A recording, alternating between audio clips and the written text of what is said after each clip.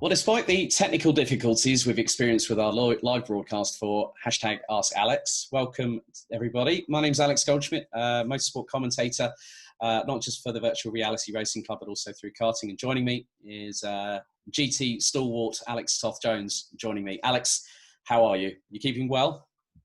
Yeah, doing good. Doing good. Yourself?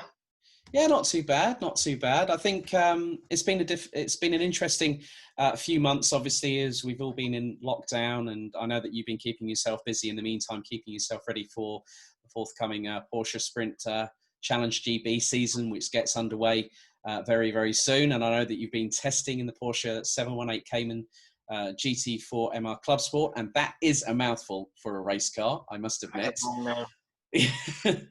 But really, just to for those people wanting to know a bit more about you, obviously you're under the MSL Motorsport Consultancy banner, racing with Nick Duffield and the team at In2 in the Porsche Sprint Sprint Challenge GB, which actually gets underway very, very shortly, I might add. Just tell us about your career, how you got to. What was the first moment you remember of getting behind the wheel of a kart or something like that and getting yourself like fired up to go racing?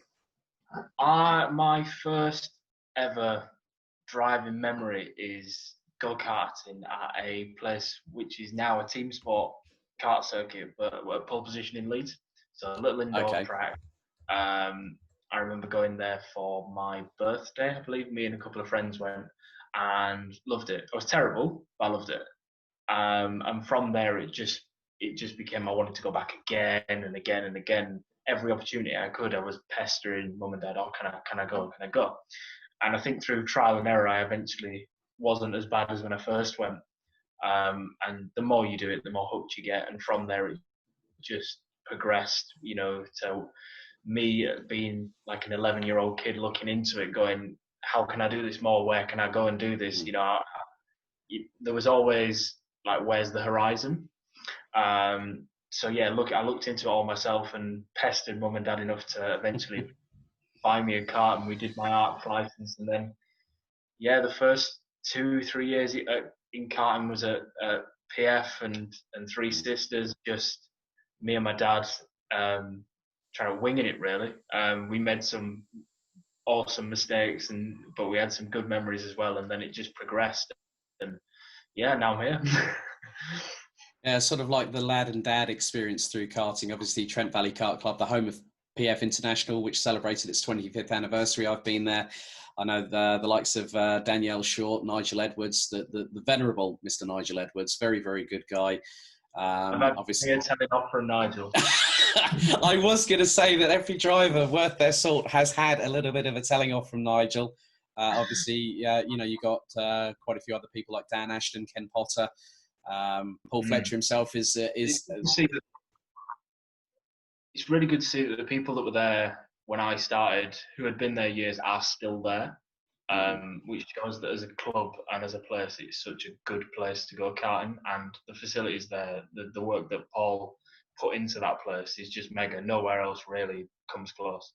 I mean, I was there for Kart Masters last year, the Motorsport UK British Kart Grand Prix. I've never seen such an eclectic atmosphere in a particular circuit. And I've been all across Europe myself in karting, to Germany, Spain, Sweden, Italy, amongst other countries. But that atmosphere of it being the pinnacle of British karting, with myself and Henry Baudet being on commentary, I mean, that circuit, I mean, it's even made an appearance on Fifth Gear with Tiff Liddell being showed up by Jason Plato a few years ago and saying, well, these karts are for kids. And I still remember how Jason just served him up a good one and had a great strategy on the trolley jack when they had to change all 4 tyres, That's one of the first, like, I watched that video before going to PF for the first time. Is like, I need to learn this track, and that is one of the first videos. That's how old that video is. It makes me feel like an old man in terms of my age at the moment, to be completely fair with you. But then moving on, you moved up the ladder, and then 2019 you partnered Will Moore in the Academy Motorsport Aston Martin V8 Vantage GT4, and then the big news came that you were going to be going up to Beechdene AMR along with Valentin Hasselklot as your teammate for 2020. And it was actually, of all the places, it was announced at Aston Martin Paris. I mean, having that validation of your skill set as a well-recognised sort within the British GT community as a driver, that must have been a true validation of sort of like thinking, hang on, I'm going to play with the big boys now. Yeah, I mean, as the 2019 season went in general, Will was mega. It was such a cool year. It was a massively different experience for me because I'd come out of Genetas and sprint racing where it's just me and cars mine for the year. So to have to share it and that adaptation was big, but it was so much fun. And we didn't have the strongest year. We had a lot of issues and things that didn't go our way, but it was nice at the end of the year to get that recognition and to have the opportunity to step up because, in myself, I knew I'd done as good as I could do and felt like I'd done a good job. So to get that recognition and have that opportunity put in place it was a massive opportunity. And the trip to Paris looked very glamorous. It was a bit mental. It was, I think within 48 hours, I'd gone from my house to Paris and back again. So all the way from Bradford down to Belle Paris, and then it was sort of like a whistle-stop tour. I think your brain probably, the cogs were turning so quickly that you just couldn't comprehend. I mean, first of all, the realisation that it was happening. The second of all, who your teammate was. And then being at the Atelier in Paris was just that, as they say, they do say that lightning does sometimes strike twice, but in that particular occasion, it struck 3 times for you, just of the sheer magnitude of what was going on. I mean, I did technically, I did go to Paris. I don't count it because I was there such a short amount of time. I did see the Eiffel Tower, but I drove past it once. So it was a whirlwind, but it was good fun. Definitely good fun. Good way to launch a car. But then, obviously, COVID-19 hit quite hard, obviously, with Boris Johnson saying on March 23rd that you must stay at home. And then everything was put into disarray. And the whole of the motorsport industry, which is close to £10 billion worth here in the UK, it's a big part of our community. What was the first thought that you had in terms of the disappointment of seeing that everything that MSL Motorsport Consultancy, yourself, your family, all those years of hard work, getting into GT3 had literally been pulled from underneath your feet like a carpet, like the magic carpet from Aladdin? I mean, it hit so many people, myself included. Just what were your first overriding thoughts when you heard that news at that particular day? I mean, it's horrendous, and nobody in motorsport wants to hear that motorsport is stopping completely. But it was kind of in a sense, a little bit of a relief in a weird way because obviously it meant that nobody was racing, so everybody was effectively starting from scratch again. Obviously, we never knew the scale that it would turn out to be and how we're still coming out of it. But yeah, obviously it's a massive blow. That was a very good opportunity for myself. But it has, through the lockdown, it has opened other doors and other opportunities have arisen to what now is quite a stable platform to go forwards. So it's a shame to see that in grids such as British GT and touring cars and everything like that, that grids are dropping and teams are having to pull out. GT3, especially in British, has been chopping and changing the past couple of weeks, which is sad to see. But I just feel very grateful that I have an opportunity to still be in the car because there's a lot of people that I know that aren't this year that did have plans that now have nothing till 2021. So in that sense, I still am quite grateful. Yeah, very much the case. But then we look to, obviously, many people, myself included, and to all of those out there that are with us, I mean, we hope you're all keeping safe, staying well. If you are going outside, please wear a face mask. That is something I do on a regular basis now. I think today, before we started this interview, I had to go out and get my medication for my mum and dad and also myself. But the first thing I did was stick the face mask on before I'd even gotten in the car and drove with it, because obviously there's going to be a lot of trips now that people are going to have. But how have you personally found lockdown? Because there's been a lot of time for people to think, reflect, and also look ahead to what might be coming around the next corner. I mean, for myself, it was always be ready, be ready for any opportunity because, I'd lost one opportunity, but I had it in my mind that there would still be one that came around the corner. So obviously I was quite happy to stay at home. My job, as you know, is instructing, the supercar experience stuff, the coaching side of it. So that all completely stopped. So I was forced to stay at home, really. I was very lucky that MSL provided me with the sim that I'm sat in. So I've been able to, keep sharp and have a bit of fun with, the mini challenge and the touring car stuff with VRRC. That's been hilarious. It's really tough. So that's kept me sharp. But apart from that, it was just, make sure I'm fit enough, ready to go whenever the green light's given. And that's another big key thing. Obviously, apart from the mental sharpness, we'll get on to your sim racing endeavours very, very shortly. Obviously, like you say, you were in the inaugural TC Touring Car E-Series, which I was commentating on, and obviously you're now in the second one, which we've just had Monza just yesterday evening, but then we head to Barcelona in just under 6 days' time. But in terms of the physical preparation, getting yourself physically ready to get your backside behind the wheel of a car, and I know you've been testing with In2 Racing with Nick Dudfield and the guys ahead of the opening round, which I think is this coming week, if memory serves me correctly. Yep. And I know that there is a livery unveil tomorrow, so please make sure that you are tuned into the MSL Motorsport Consultancy. I've heard from our good friends Phil and Martin that this is an absolute belter. I can't wait to see it. I've been told that it's a corker. But in terms of the physical fitness, it's given you more time to prepare. Now, I've spoken with several international drivers, including the likes of Emma Kymäläinen and Abaitske Vissa from W Series, who have said that they are stronger now than they ever have been before. Because let's not forget, when you're a racing driver, you are pulled from pillar to post. Social media, interviews, you're having to do personal appearances. Your instructing is another thing that keeps you away from physical training. How much stronger do you feel now as opposed to maybe where you were at the beginning of, say, 2019, when you partnered up with Will more in GT4s? Night and day, without a doubt, absolute night and day. I was prepared for British GT. I was fit enough to withstand British GT, but throughout the year, I realised that level of fit, I was only fit enough for the hour in British GT. And to go any further, I would need to be a lot fitter. So I spent the winter preparing for GT3 levels of fitness because, the forces and the standard is even higher.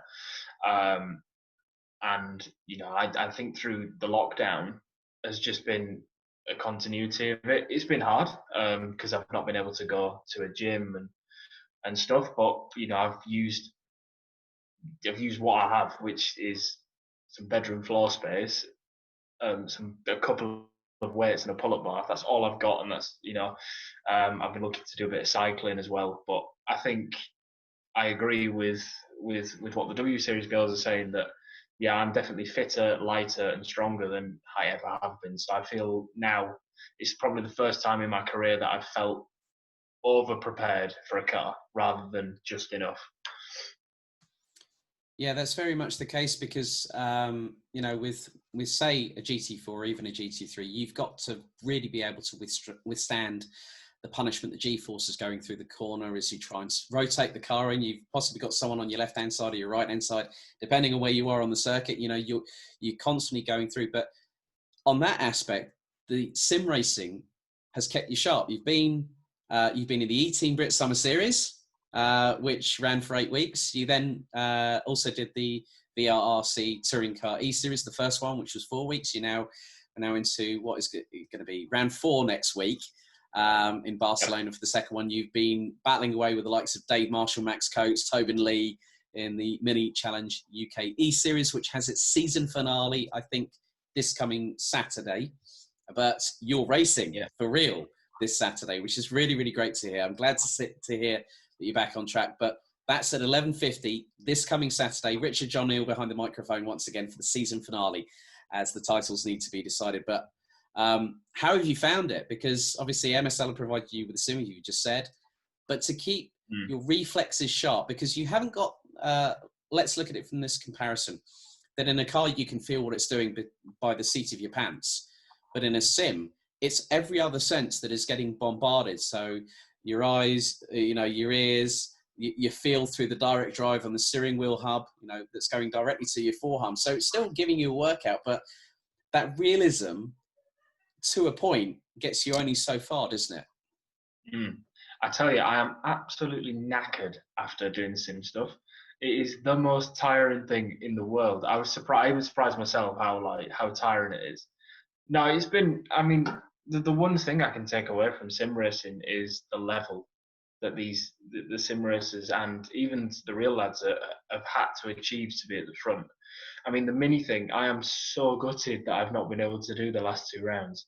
Like, I know I'm racing for real life, but I'm genuinely gutted I can't be doing it. I've enjoyed it that much, but the level's been ridiculous. You're fighting over half a tenth, and it's ridiculous. I mean, in real life, yes, there are situations where it's the same, but yeah, there's a lot of hours of practice and a lot of laps need to be put in to keep up with some of the boys. And I've got to give a shout out to Dave Marshall, because that man is an alien. He's been helping me a lot, like on the nights and stuff. We've been up to 2 a.m. a lot, but that man is ridiculous. He's an alien. Yeah, that's why he's qualified for the Le Mans Esports finale. Not just him, but also other people too. So yeah, I mean, but in many respects, we look towards the real world side of things. We look towards the Porsche Sprint Challenge GB, where it's a clear vision by the Stuttgart manufacturer through the GB arm, and there's a fantastic calendar. Just when you got behind the wheel of that 718 Cayman GT4 for the first test, I bet your adrenaline was right through the roof, and you were like a kid in a candy store once again, just having that feeling of like, right, it's time to go out there on circuit. I can't believe I'm seeing this after, over 100 days of lockdown here in the UK. And I'm finally getting out in my new race car. Okay, it might be a sideways step. I don't care. I'm back racing. I tell you, I was scared to death. I've not driven a race car since September, the last round of British GT. So I've not been on circuit properly since then. So after all that time and through the lockdown, I genuinely was sat in the pit lane going, can I still do this? Am I going to be all right at this? That lasted about 5 laps, and then I got back into the swing of things. But no, it's a very different car to the Aston, and it's definitely taken some adapting. But I'm finding the knack, and I am loving it. It is Porsche definitely make good race cars. Even if it is heavily based off the road car, it's a good, very solid track weapon. And yeah, it's going to be very close this year. I think also one of the big things, because it's rear-engined, it's a boxer, it's a 6-cylinder flat engine. We know the credence of Porsche, with the Porsche Carrera Cup GB, part of the TOCA package. Porsche's been a stalwart in GT3, GT4. The 718 Cayman is a great vehicle. But what attracted you and also MSL to work with Nick and the guys at In2 for this season? I think there's just an opportunity to do well in a new car, in a new championship, and win things. I think with how the years turned out, there's going to be a lot of people without drives, so it's crucial to be in something where you feel like you can get results. And I'd be lying if I said that MSL and myself's goal is to win a championship. Obviously, you can't predict that, and you can't expect it, but it's definitely the goal. And it's just a great championship for it. I think it's great that we've got a mix of pro and ams, because it gives the amateur drivers an entry, as well as seeing how they stack up to the pros. Obviously, I'm going to be in the pro category, but there's still some good drivers in there, and it's going to be really close. And I think through the two or 3 days I've spent with In2, they're a great bunch of guys. They know exactly what they're doing, and obviously they've got history with Porsche. I think so. It's really exciting, and working alongside Ben Barker, who's been coaching me and my teammate. Obviously, Ben, World Endurance with Porsche. Very, very fast, ridiculously fast. It's just been a great foundation to build what should be a really positive year. But let's have a look at the championship a little bit. Obviously, for those wondering, it's a 3.8 litre flat 6 boxer engine, and it has the quintessential Porsche PDK gearbox. And also it's got switchable ABS, electronic stability control and traction, very key in a rear-end heavy car. But also it made its it was introduced back in January and made its debut at the 24 Hours Rolex Daytona. And it's part of the portfolio. And I think that's also one of the good things about the car itself, Alex, that, as you said, Porsche make really, really good race cars. And for an entry-level championship, such as the Porsche Sprint Challenge GB class, which is part of the motorsport pyramid that the Stuttgart manufacturer wants to help provide, when you've seen so many great people, I mean, especially one of the biggest names, Nick Tandy, is a Le Mans winner with Porsche as a factory driver at Le Mans. And that's clearly a goal that a lot of drivers, yourself notwithstanding, is something that you want to try and take on and do, isn't it? Yeah, I think they've pulled off a blinder. Personally, I think it's a perfect championship to step into a championship like British GT afterwards again, or to step into Carrera Cup. It fills a great spot which nothing else does. For example, I know there's a couple of lads that have jumped out of Ginetta Juniors this year going into the Sprint Challenge, and if they were to jump from Ginetta Juniors into Carrera Cup, that's a huge step. So it bridges the gap a little bit. I think it's just going to grow year on year. I think it's appealing to amateurs because the car's a nice car to drive. I think it's appealing to pros because it's a good stepping stone. For example, obviously Carrera Cup's the step up from that. But yeah, I think it's going to be good. I love the car.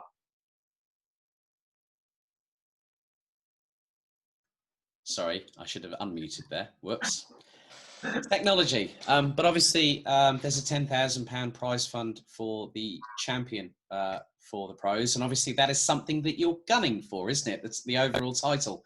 I wouldn't have thought anything less, especially when you were actually going in, would have won the top tier teams with Beechdene AMR for British GT in GT3 this year. But I think that's got to be the aim, hasn't it?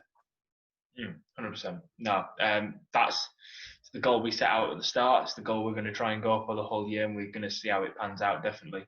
I mean, results are key. It's not about winning every race. It's about finishing where it matters, and, hopefully we're there when it counts.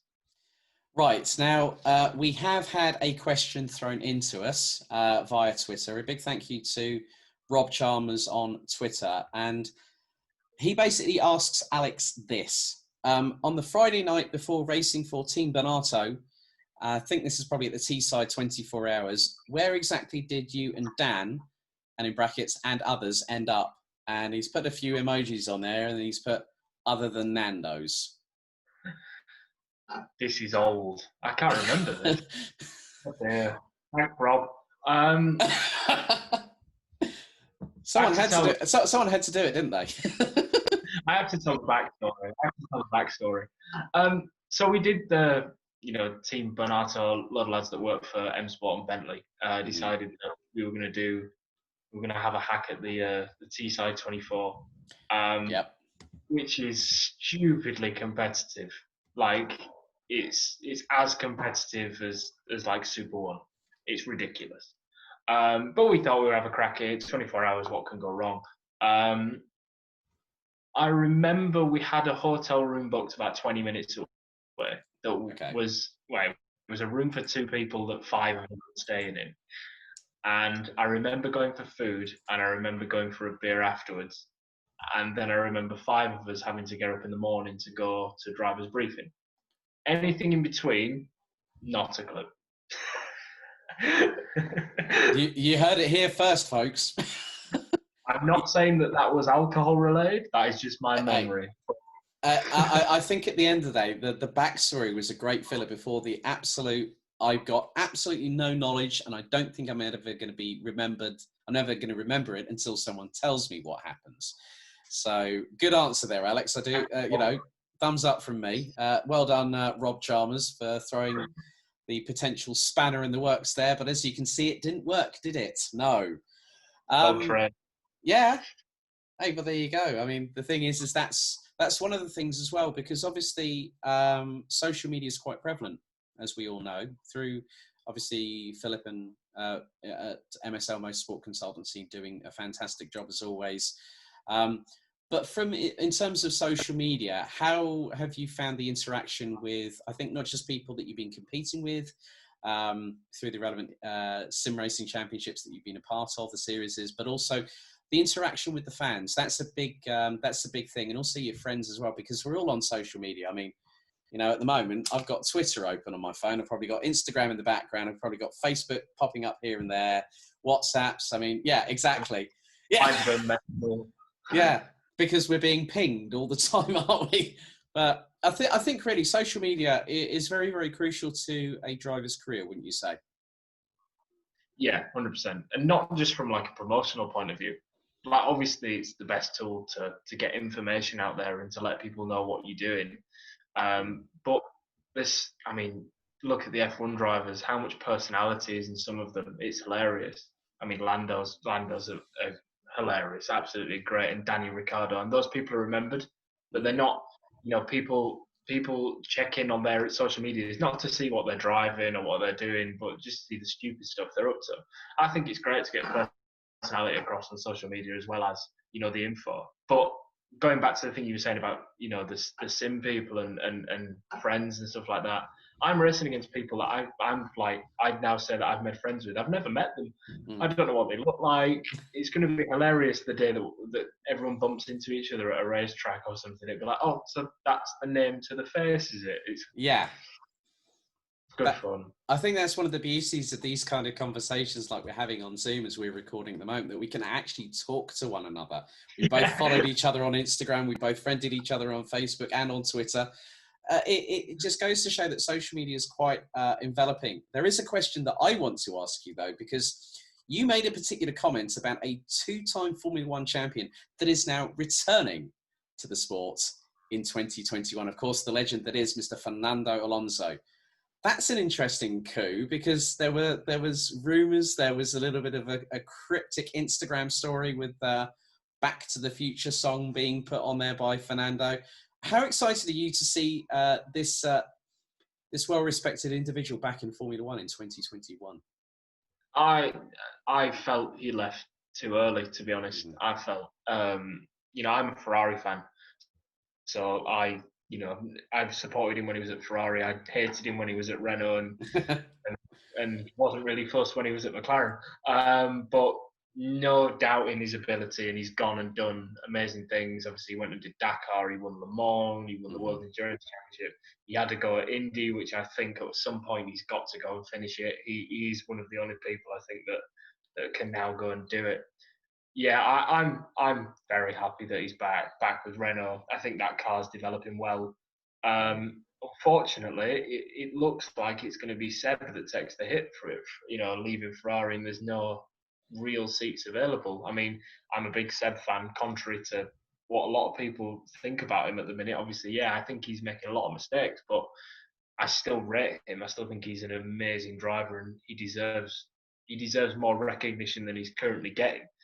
But yeah, I think a little bit disappointed. One of my friends sent me a message today saying, unfortunately, it probably means that Guan Yu Zhou misses out, who's probably looking like he could be one of the front runners in F2. But yeah, I think it's going to be great for F1 as well as for Renault having Fernando back. I think in many respects, there's been a lot of naysayers. And when you consider how old Damon Hill was when he won his title in 96, Nigel Mansell when he won his title back in 92, they were pushing their late 30s. And Fernando... Look at Kim.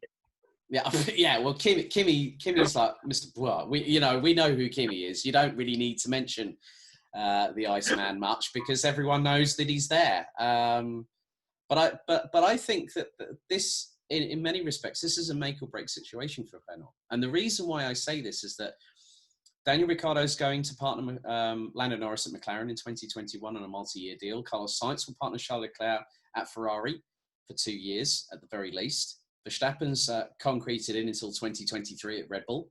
And I think it's also make or break, because if if the package doesn't come across how Fernando is wanting it, he'll drive the wheels off the car like he did with Ferraris. But then it's also Cyril Abiteboul, who might be under the axe, I think, because this is really the opportunity for Renault's golden egg to come back, and to come back with someone who I think could actually have really done well with Racing Point had he stayed there, had he been allowed to stay there. And that is Esteban Ocon. Ocon, just 26. He's won GP2, he's won GP3, he's won the FIA Formula 3 European Championship with Prima Power Team, and they're not exactly a small fry in the world of single-seaters. But this is an opportunity for, I don't just think that if Fernando goes after 2022 and they put Guan Yu Zhou in the car alongside Esteban will be the team leader, a French driver with a French manufacturer. It reminds me of René Arnoux back in the 1980s. Before me. Yeah, and just when I was probably just crawling around all over the floor when he was around in Formula One. So, but I think, wouldn't you agree there, Alex, that could be the case? Yeah, I mean, every driver that gets towards the tail end of the career, every decision's key. And I think, Fernando's been unfortunate in F1. He's made moves at what's turned out to be wrong times. But nobody knows what's going to happen when what were the 2021 that's now 2022 regs appear. Nobody knows where it's going to be, who's going to be at the front. It's exciting. Maybe he knows something with Renault that we don't. I just think it's an exciting opportunity, and it gives Renault a few years to decide on who they want in their long term, because obviously they've still got Guan Yu Zhou and Esteban, who, although he didn't look great in Austria compared to Danny Rick, I still think is formidably fast. Yeah, I think even with Danny Rick getting into Q3, made a bit of a difference as opposed to his debut with Renault back in 2019 at his home Grand Prix, where he lost the front wing quite unceremoniously. But there's one final question I want to ask you, Alex, and it is a look ahead to what could be a very, very bright and fruitful 2021.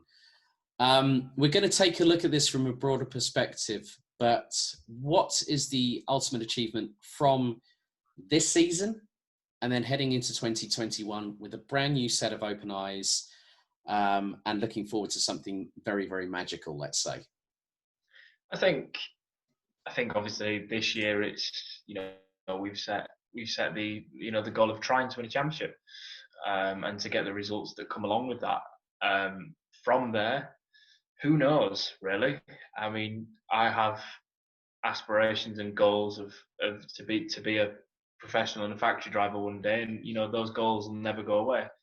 Where that is and who that's with, what manufacturer can always change. As we found out this year, it was Aston Martin at the start of the year. It's now Porsche. Next year it could be Porsche, it could be Aston, it could be God knows. It's just one of those things. I think I'd like to have a go in a Carrera Cup car at some point. Not saying that I want to do it in 2021, but I think they're really cool. But at the same time, I'd love to have another go. I'd love to get a go in a GT3 car finally. I think once this year's done and wrapped up, we look at everything, look at where we are, look where the world's at, and see what we can do. I think that's actually the perfect way to end this fantastic Ask Alex interview with me, Alex Goldschmidt, and Alex Toth-Jones. Alex, anything you'd like to say to the fans out there? No, thanks for the question, Rob. That was a blinder. No, I mean, those that are watching, please follow the Sprint Challenge as much as you can. It's going to be mega. It's going to be close. And yeah, hopefully there's some results to go along with it. Hopefully we can get you all back to properly watch at circuits. I know spectators are allowed at some circuits, but it's not the same.